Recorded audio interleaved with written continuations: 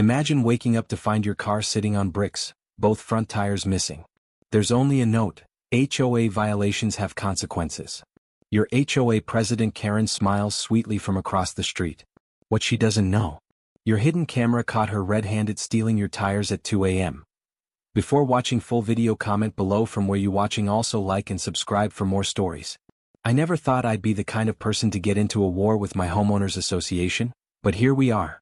It all started 3 months ago when I moved into Maple Creek Estates, a seemingly peaceful suburban neighborhood with perfectly trimmed lawns and houses that all looked eerily similar.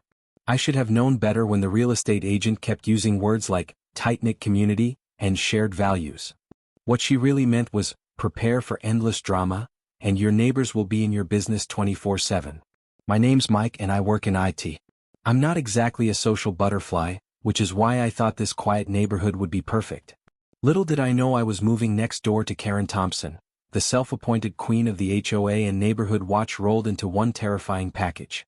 My first run-in with Karen happened exactly 2 days after I moved in. I was still unpacking boxes when there was a sharp knock at my door. When I opened it, I found a woman in her mid-50s with that iconic highlighted bob haircut and sunglasses perched on top of her head. She was clutching a thick binder labeled HOA Guidelines, like it was the Holy Bible. "Hi there, I'm Karen Thompson, head of the Homeowners Association," she said with a smile that didn't reach her eyes. "I noticed your garbage can is still visible from the street. According to Section 4, Paragraph 7 of our guidelines, all trash receptacles must be stored out of sight except on collection day." I hadn't even introduced myself to any neighbors yet, and here was this woman on my doorstep citing rules at me. "Sorry about that," I said, trying to be polite. "I'm still getting settled. I'll move it tonight." Karen nodded approvingly but didn't leave. Instead, she opened her binder and began flipping through it. "Also, I noticed your garden hose isn't properly coiled, your mailbox is half an inch taller than regulation, and that car in your driveway?" She pointed at my pride and joy, a restored 1969 Dodge Charger that I'd spent 3 years rebuilding. "Is not an approved vehicle type for visible storage. Classic cars must be kept in garages or behind approved screens." That's when I knew I was in for trouble. Over the next few weeks, the citations kept coming. Notes on my door about the height of my grass, apparently a 1/4 inch too long, warnings about the color of my curtains, visible from outside and not on the approved color palette, and even a formal complaint that the wind chimes on my back porch were creating a noise disturbance. I tried to comply with most of the reasonable requests, but I drew the line at my car. The garage was too small for the Charger, and I wasn't about to build a screen to hide it. This became our main battleground. Karen started holding emergency HOA meetings about eyesores in the community. She wouldn't name me specifically, but everyone knew who she was talking about. Some neighbors even started giving me sympathetic looks when I checked my mail. Then things got weird. I noticed small scratches appearing on my Charger. Nothing major, just enough to make me wonder if it was intentional. One morning I found a small dent on the driver's side door that wasn't there the night before. And then came the parking tickets.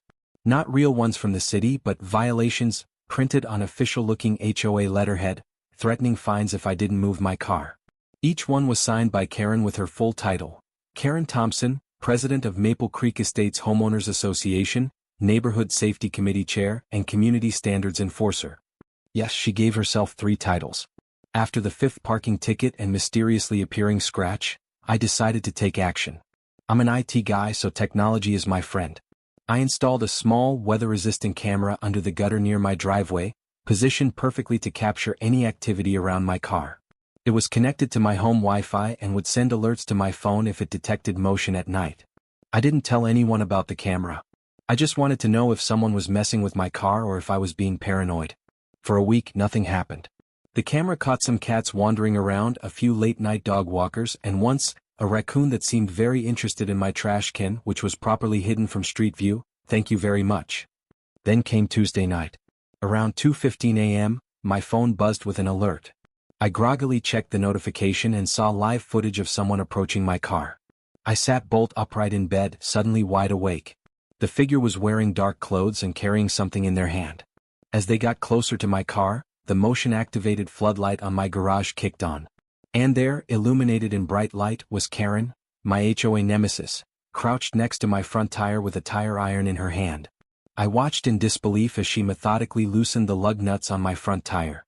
She wasn't just messing with my car, she was removing my wheels. I continued recording as she jacked up the car, removed the front driver's side tire completely, and then moved to the passenger side to start on that one. Part of me wanted to run outside and confront her, but the smarter part realized this was gold. I had evidence. So I kept recording as Karen, a 55-year-old woman in what appeared to be designer athleisure wear, stole 2 of my tires in the middle of the night. She rolled them across the street to her house, then returned with a handwritten note that she placed under my windshield wiper. When I discovered my car the next morning, I made sure to act shocked and confused. I took photos of my car sitting lopsided in the driveway, missing its 2 front tires. I grabbed the note from under the windshield, which read, "Vehicles in violation of HOA Code 7.3 are subject to impoundment. Please contact HOA management to retrieve your property and pay associated fines." It was signed, of course, with all 3 of Karen's titles. Several neighbors had gathered to see the commotion, and I made sure to look appropriately distressed. Who would do something like this? I asked loudly, looking around at the small crowd. That's when Karen emerged from her house, coffee mug in hand, wearing a perfectly coordinated outfit despite the early hour. "Oh my," she said with obviously fake concern. "What happened to your car?" "Someone stole my tires last night," I replied. "And left this note. Apparently the HOA took them?" Karen tried to look innocent as she took the note from me. "Well, there are rules about unauthorized vehicles. I'm sure if you just comply with the guidelines, this can all be resolved." "So the HOA did take my tires?" I asked, feigning confusion. "I wouldn't know the specifics," Karen replied smoothly. "But the rules are the rules. I can arrange an emergency meeting to discuss the return of your property." The way she said property made it clear she thought my classic car was garbage. A few neighbors were watching this exchange with interest, and I noticed 1 or 2 giving Karen suspicious looks. "Actually," I said, pulling out my phone, "I think I know exactly what happened to my tires." I turned my phone around to show the crowd the crystal-clear video of Karen stealing my tires in the middle of the night. The neighbors' reactions were priceless: gasps, wide eyes, and one older gentleman who burst out laughing. "Is that Karen?" someone asked. Karen's face went through an impressive range of emotions: shock, anger, denial, and then a desperate attempt to maintain control. "That's clearly not me," she sputtered, even though the video clearly showed her face when the floodlight came on. "And recording neighbors is against HOA guidelines, Section 12. "Actually," interrupted Bob, a retired lawyer who lived across the street, "theft is against state law, section literally everything." "And that's definitely you, Karen?" The crowd was now fully on my side, murmuring and giving Karen disapproving looks. Several people were recording the confrontation on their phones. "I was simply enforcing the rules," Karen said, her voice rising. "His car is an eyesore. Property values are at stake. I was going to return the tires after the next HOA meeting once he agreed to comply." "By stealing them in the middle of the night?"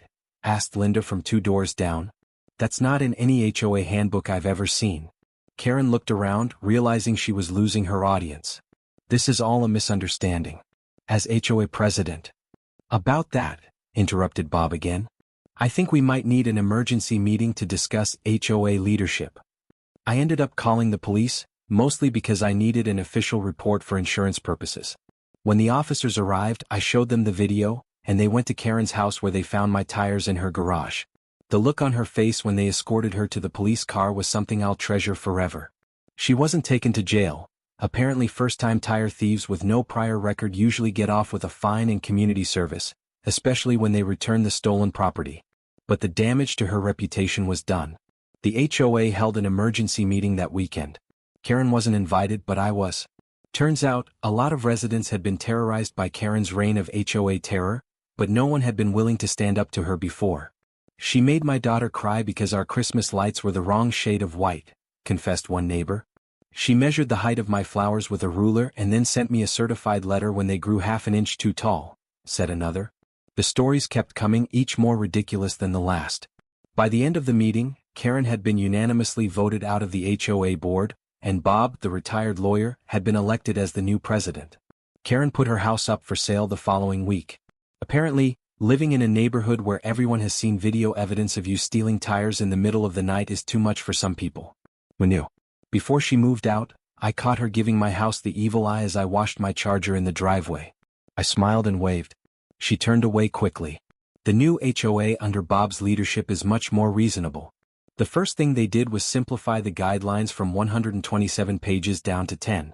Classic cars are now officially allowed in driveways, and there's even talk of a neighborhood car show this summer.